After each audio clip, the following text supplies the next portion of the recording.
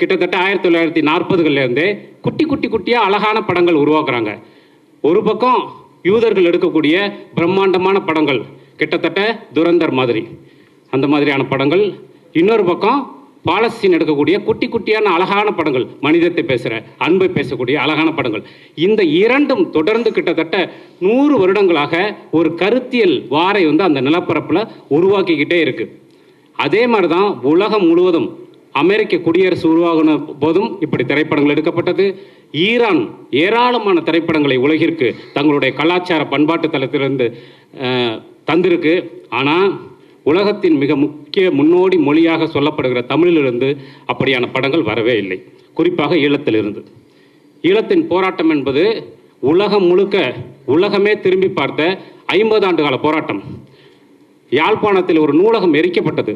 வேற எந்த இனத்திலாவது, வேற எந்த மொழியிலாவது இப்படி ஒரு நூலகம் எரிக்கப்பட்டிருந்தால் 100 படங்கள் வந்திருக்கும், 500 படங்கள் வந்திருக்கும். ஆனால் தமிழில் ஒரு படம் கூட வரல. அதற்கு மிக முக்கியமான காரணமாக நான் என்ன நினைக்கிறேன்னா 3 காரணம்.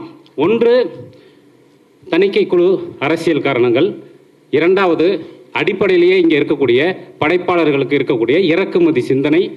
மூன்றாவது, இங்கே இருக்கக்கூடிய வியாபார சந்தை.